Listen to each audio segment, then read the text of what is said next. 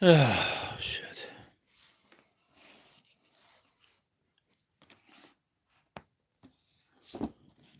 Too much.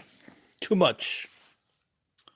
Hello, bruvs. We're back with Heinz Evis's Vampire. The 1934 translation of the 19... I don't know what year it was.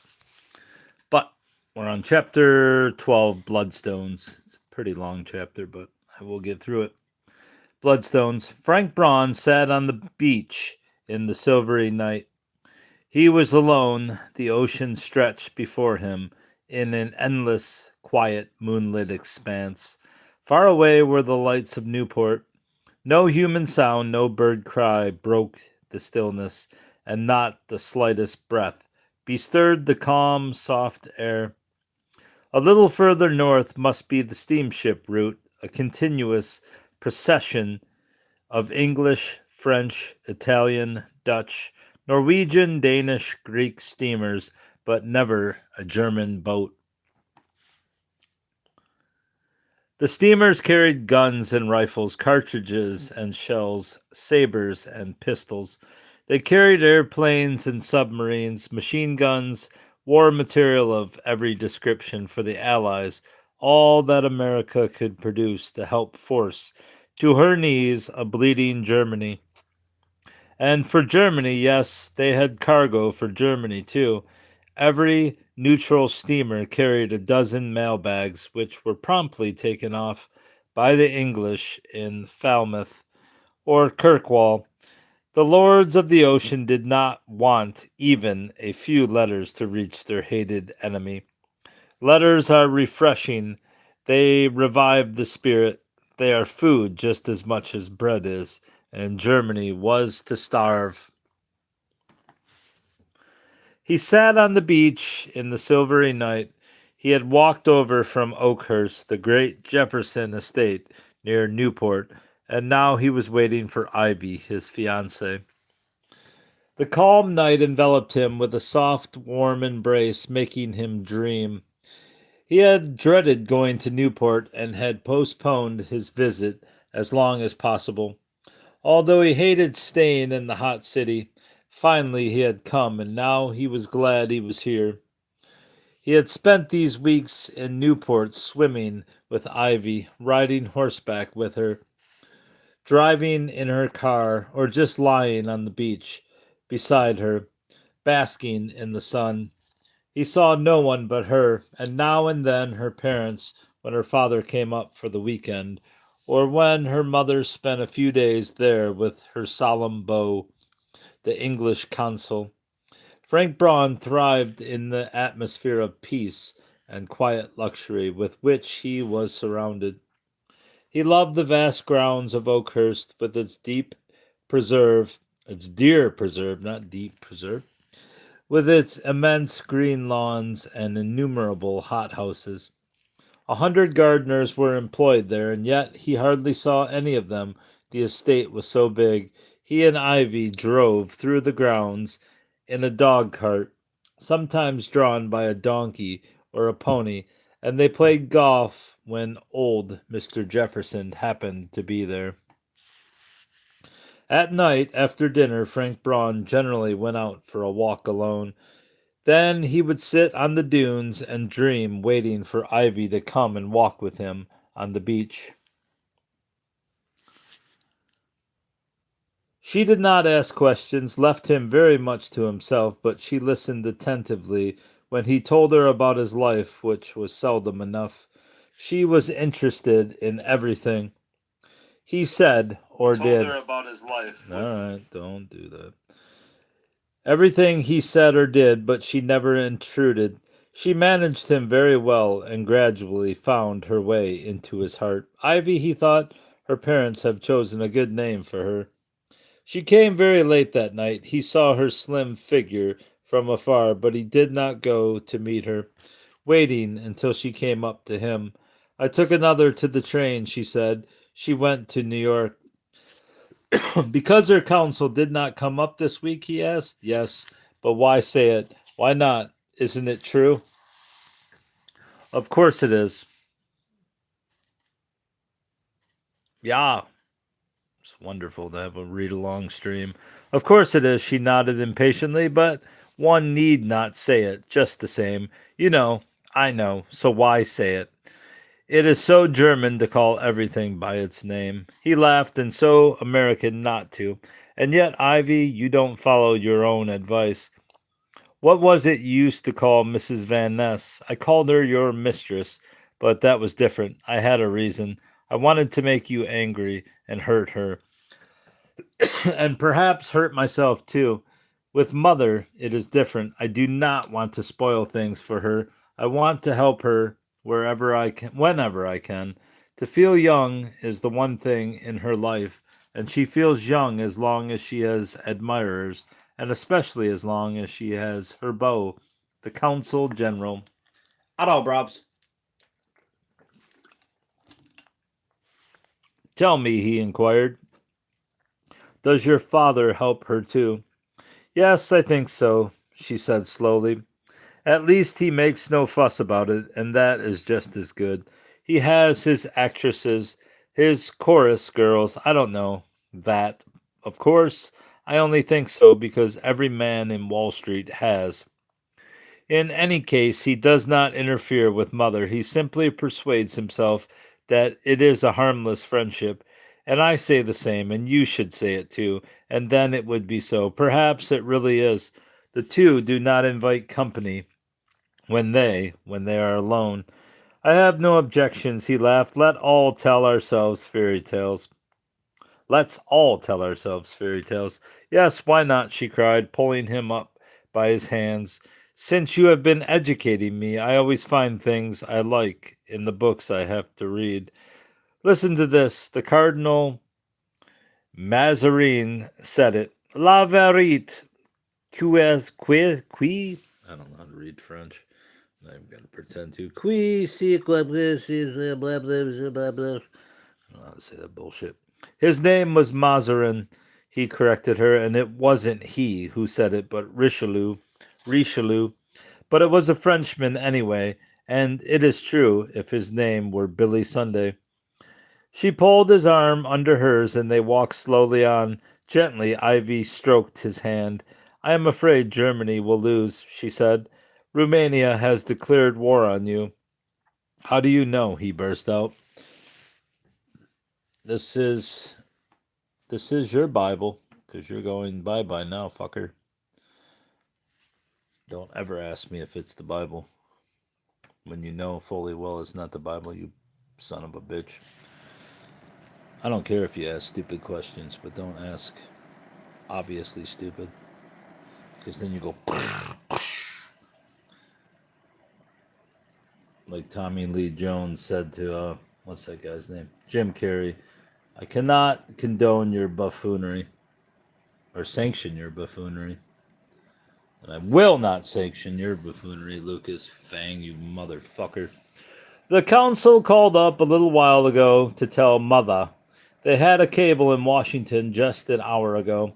He prophesied for weeks that this would happen, but I did not like to talk to you about it. It would have upset you. Romania. Why did they spell Romania like that? With a U.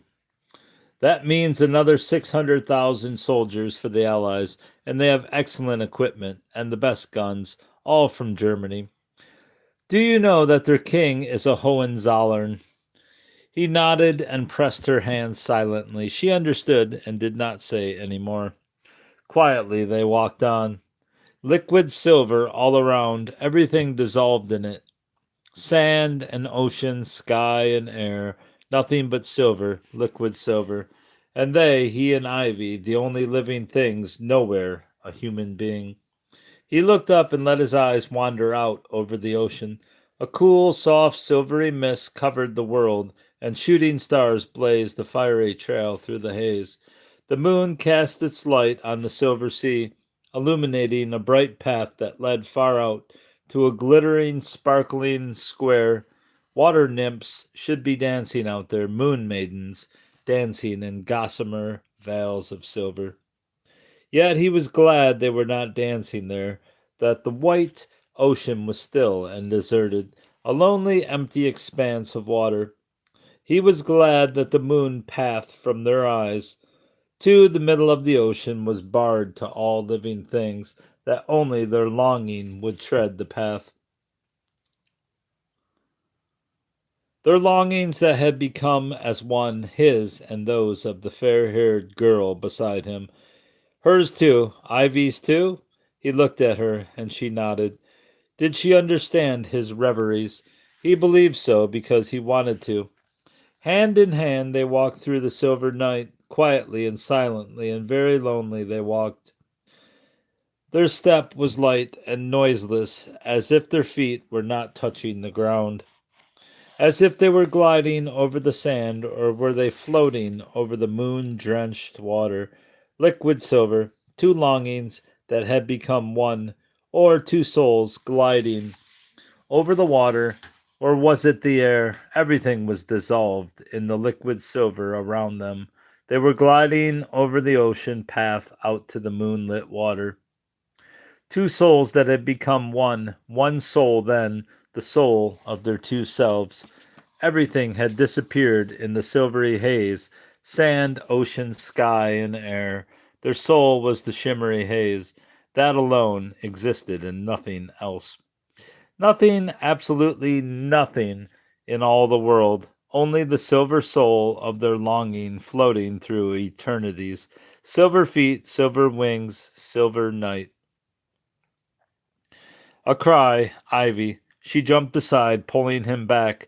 A dead body lay before her feet, a small dead body, a drowned dog or a cat. The animal's fur was white. She trembled with horror. Take me away, she pleaded. Please. Where are the horses? He asked. Jack is waiting with them under the elm trees. They hurried up the dunes, found their white horses, jumped into the saddle. Gallop, he cried. Ivy, let's gallop into the moon. They spurred their horses, flying over the sand. The night was very beautiful. He was alone in Oakhurst the day Director Andre came up from New York. Ivy had gone into town with her mother. Early that morning, Ivy had burst into his bedroom and jumped on his bed, waking him with a quick kiss. We will be back tonight, she cried. What happened? He asked. Oh, nothing. Father hasn't been up for 2 weeks and has asked us to come to town and have luncheon with him at his club. She kissed him quickly, hopped off the bed, and hurried out. Frank Braun spent a quiet day talking with Director Andre. In the evening, the ladies came back from New York. Director Andre immediately cornered Mrs. Jefferson to tell her about his latest business venture. Ivy took Frank Braun to another room. Do you know why Father asked me to come to town? She asked when they were alone. The Duke of Stratford wants to marry me. What did you say? That I very much appreciate the honor. She laughed. But that I was already provided for, that I had you and was quite satisfied for the time being. There was a moist glimmer in her eyes. I also told him to have patience. I said that perhaps, but only perhaps, you might turn out to be a disappointment, and that I might then, later, perhaps, consider his offer. You told him that? He whispered. Yes, in these very words, and now you know that I am well insured just in case. He paced up and down his room, waiting for Ivy. He wanted to talk to her that night, and he had asked her to come to his room. The Duke of Stratford, he mused. This was surely the work of the British Embassy in Washington, especially of the Consul General. They were really amazing, these Englishmen, obdurate and persistent, never willing to give up and admit defeat. He, Frank Braun, was engaged to Ivy, and the English knew perfectly well that this engagement had been Ivy's wish and not his. But the council had known the Jeffersons for a good many years, and he had seen Ivy grow up. He knew that her love for the German was a whim, deeply rooted perhaps, yet merely a whim, and he was also well aware that he held a strong trump in the Duke of Stratford. To marry into high English nobility was the great dream of all the wealthy and prominent American debutantes. The Duchess of Manchester was a Zimmerman, Lady Curzon, wife of the Viceroy of India was a leader. May Golet become May, that's a name apparently. May Golet became the Duchess of Roxburgh, or is that Roxborough? Roxburgh.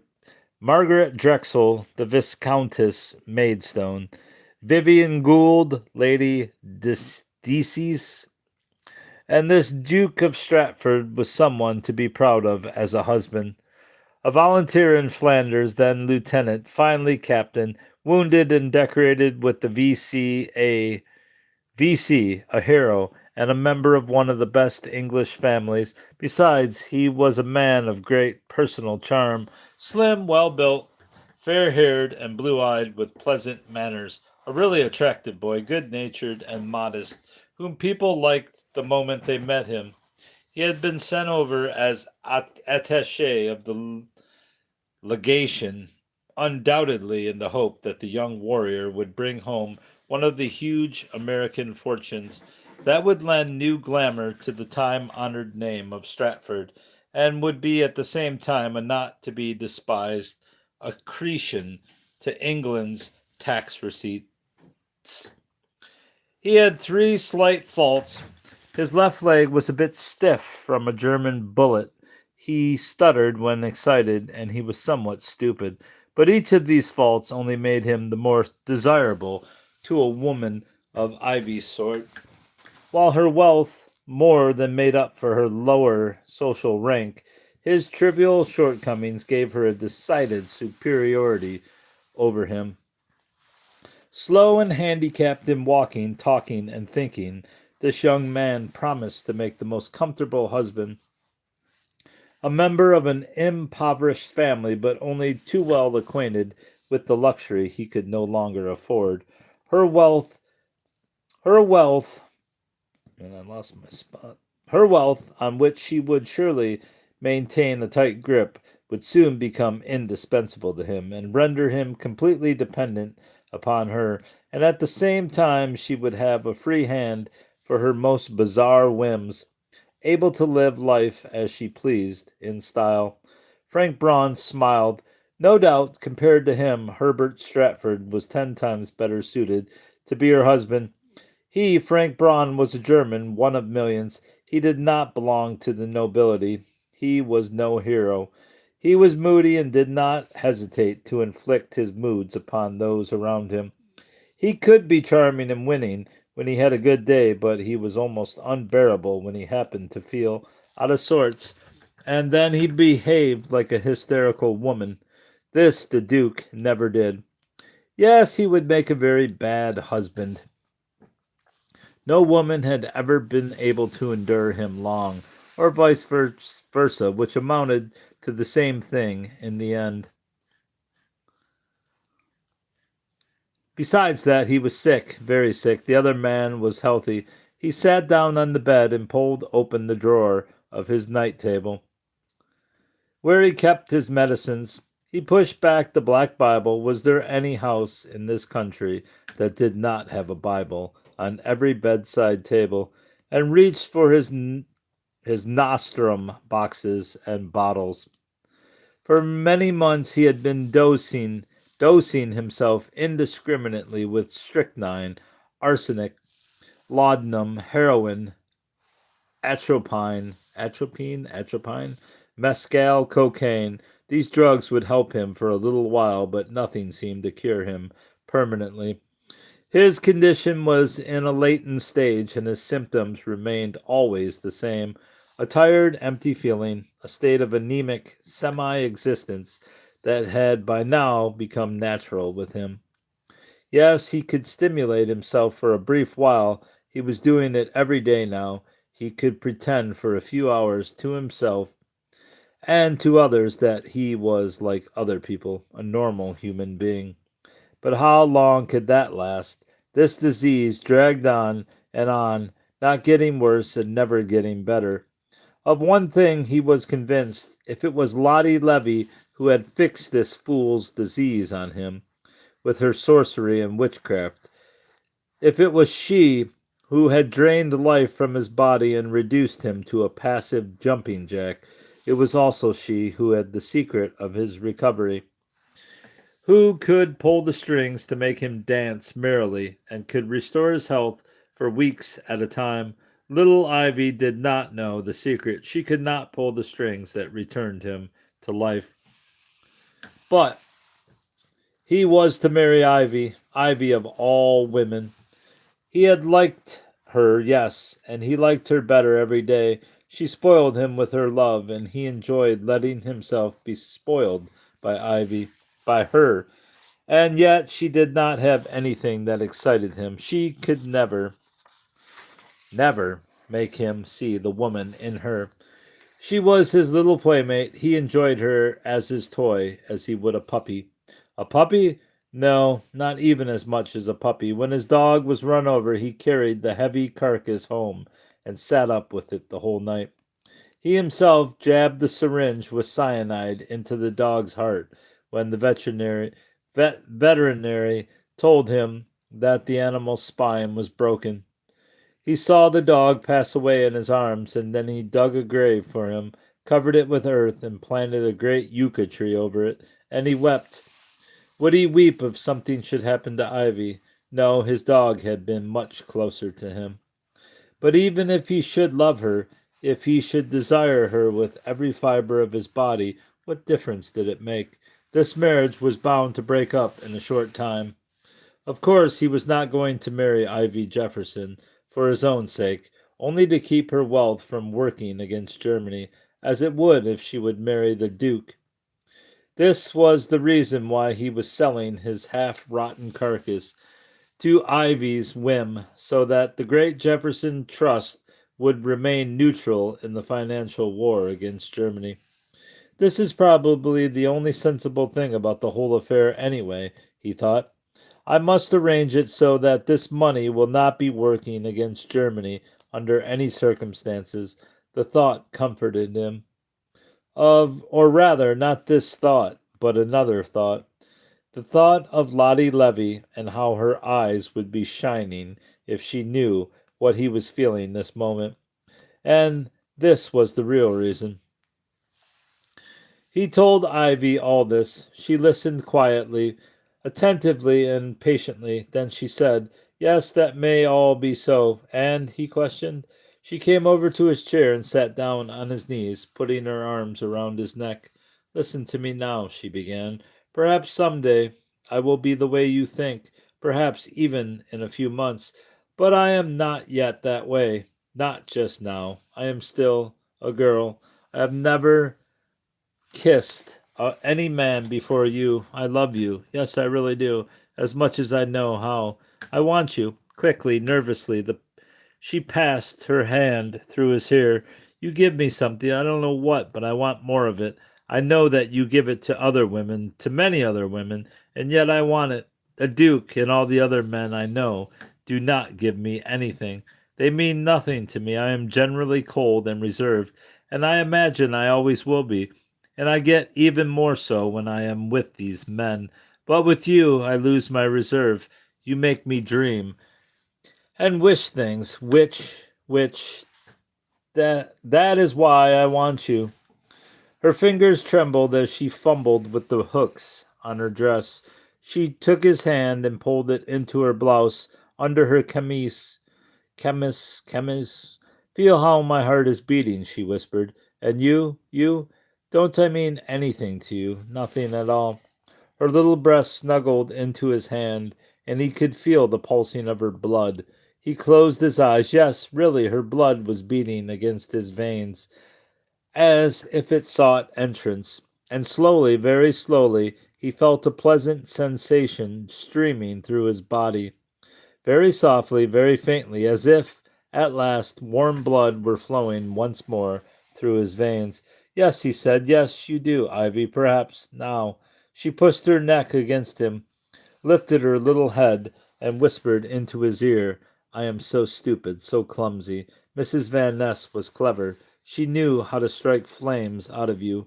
I don't know anything. Why don't you help? Teach me, show me. I will do anything you want."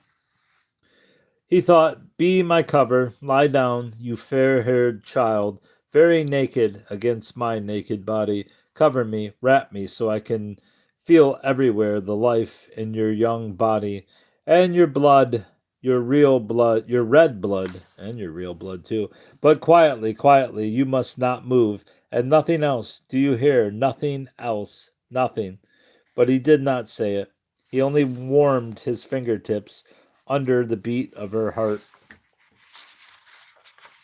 "So you don't want the Duke?" he asked. She quickly shook her head. "No," she cried, "I want you."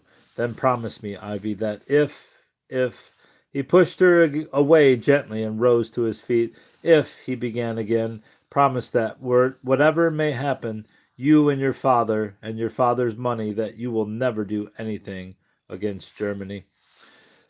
"That is all you care about," she said contemptuously, and all the warmth was gone from her voice. "Yes, of course, I must be free from this thought. I must be assured on this point. Do you promise?" "Yes, I promise," she said carelessly, shrugging her shoulders as they shook hands on it.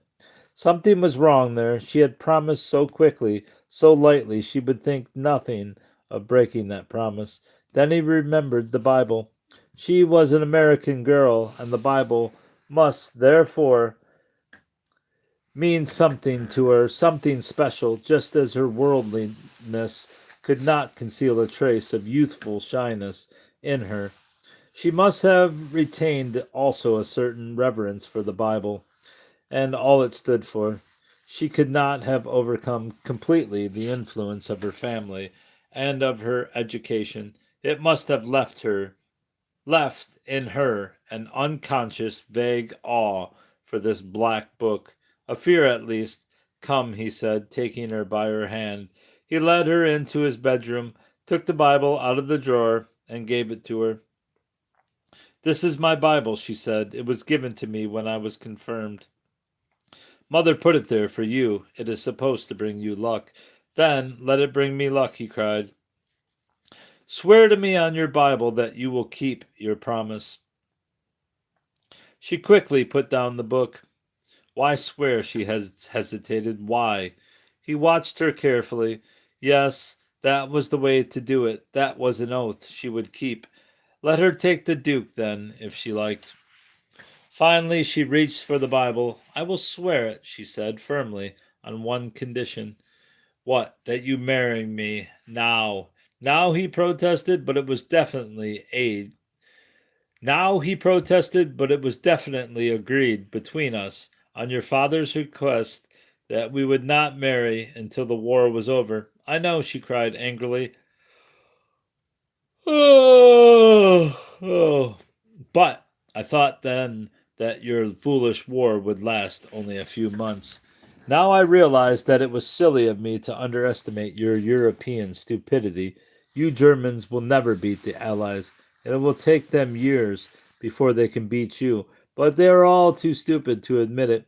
She walked over to him, standing close and looking him firmly in the eye. "I do not want to wait any longer. Is that clear? I am 20 years old. I need a man. Do you understand?" She shouted it into his face, and then she covered her eyes with her hand, hysterically laughing and sobbing at the same time.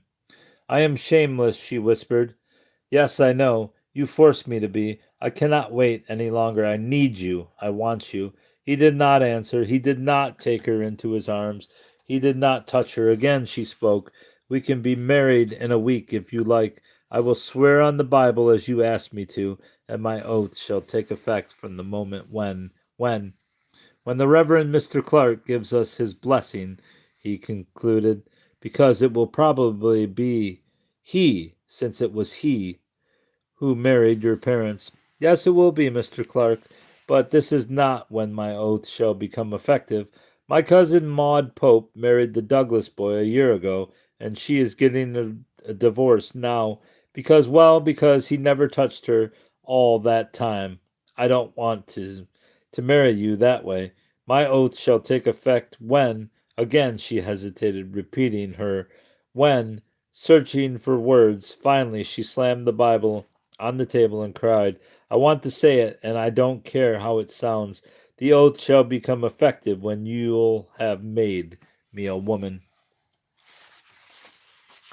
Her eyes shone and her delicate nostrils quivered as she stood there waiting for her words to take effect. She has temperament, that girl, he thought. All right, then swear, he cried. She took his hand and put it on the black book with her own right hand. I swear it to you by my Bible, by the Almighty God. She had said it. Now he had her where he wanted her. He sat down on his bed with a deep sigh. All the tension was gone. His arms fell limply at his sides. She did not notice it as she sat down beside him, pressing her body close against him. Now I am your bride, she whispered. Now I am very close to you. He forced himself to pat her hand. Yes, he said, very close. Again she whispered into his ear, if you like, my oath can take effect tonight. I will stay with you if you want me to. No, no, he protested. Tomorrow, or whenever you like, but not tonight.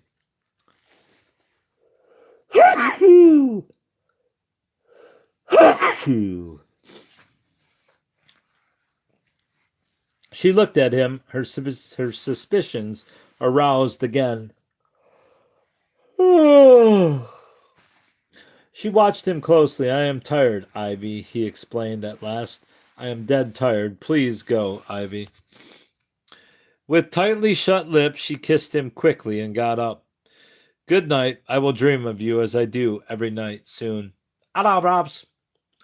I got a coven of 19 bitches, but no COVID-19. Another good night. I will dream of you as I do every night soon. Another quick kiss, and she was gone. He listened to her soft steps as she went to her room, and finally heard a door shut. At last he was alone, but Ivy was holding him firmly. She had brought him, and she insisted. She had bought him, and she had insisted on getting her money's worth. She had bought his body, and she would have it. In a week, even earlier, perhaps. He jumped up. That must be put off. He must gain time somehow. He had not touched a woman since he left Lottie, not because he was engaged. That would not have prevented him from having a different woman every night. No, it was something else. Fear, perhaps. He did not like to render himself an account of what the real reason was, but he knew that it must have something to do with his disease. When he was with Ivy or any other woman, he did not desire them. Only now and then, very rarely, a passionate desire shot through his body, as it had done the other day at Eva Lockman's concert. It was as if he wanted something from this woman, something very strange and wild, but he did not know what it was, except that it most certainly was not love. If Ivy had stayed with him tonight, the thought alone made him shiver. Perhaps he would have pushed her away. Rudely, brutally, perhaps he would have spat at her, or would he have forced himself with all the willpower at his command to have done it against his desires? The thought made him ill, but tomorrow or next week, would it not be exactly the same? What drug was there in this world to help him through his wedding night? He hurried to the telephone and asked for New York. Bryant 6335. That was the number of his secretary. The telephone at the other end rang for a long time, and finally a sleepy voice answered. He told Rosius to get out of bed at once and send a night letter. A long, detailed night letter recalling Frank Braun to New York at once. He must make it sound very urgent and extremely important. What reasons he has to give, good God, any reasons. Invent them, anything. Frank Braun hung up the receiver with a sigh of relief. Now he would have a few days' respite at least, possibly a week. He was so tired he fell into his bed. Ivy was waiting for him at the breakfast table. Director Andre sends you his regards, she said. He went to New York with Mother on the first train. I drove them to the station. Oh, really? He said. Your mother also, you said. Yes, she had a wire from her sister who is coming from Boston to see her. You have a wife, too. He opened it eagerly, trying to feign surprise and grief. Then he read aloud, Professor very sick. You have to take over his lectures until further notice. Come to New York at once, Rosius. Until further notice, he could hardly conceal his delight. His secretary had done that splendidly. Until further notice, that was like rubber. One could draw it out and stretch it to fit anything. What professor? Ivy asked. Dr. Soldering. He is terribly overworked, the poor man. When I last saw him, he looked ghostly. I expected him to have a breakdown any day. About ready to break down. How many more pages here? I think it's a lot. No way I'm reading all the way to 297. That's 13 pages. Perhaps he was only pretending, Ivy suggested. Maybe he wants a vacation and is simply trying to get you to take over his talks. How can you say such a heartless thing? He cried indignantly. That man is duty personified. He would speak as long as he has sound in his throat, as long as he can drag himself to the platform, even on crutches. I am sure the poor fellow had a complete breakdown. She patted his hand. You are awfully sweet to feel so sorry for him, but I have good news for you. Your professor is not at all sick. What? Yes, really, she laughed. He is in far better health, in fact, than you are.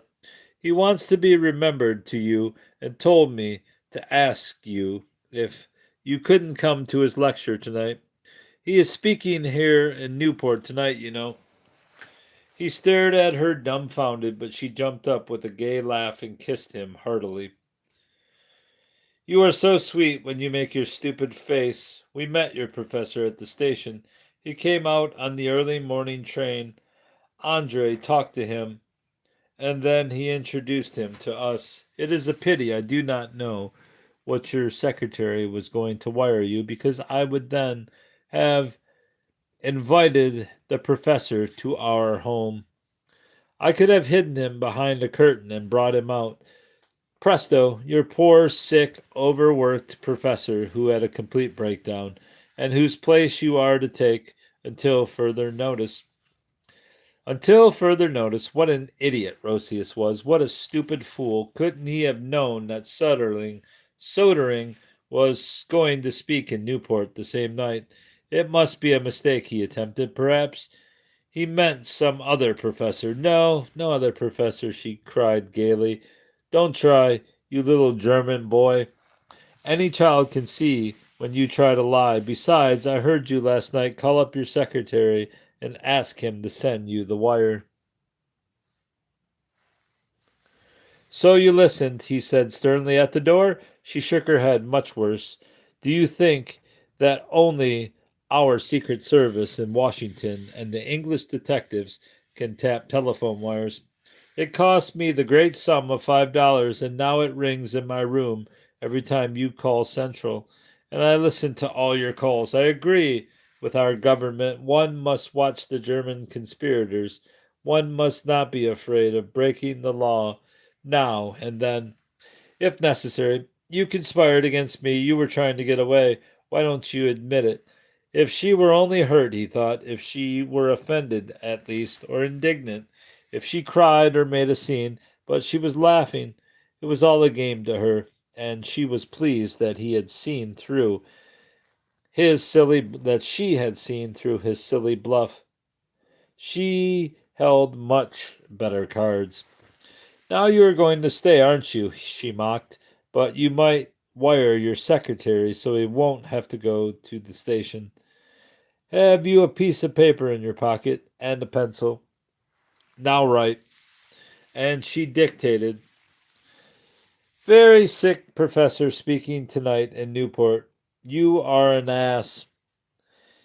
He wrote as she dictated and then added, so am I.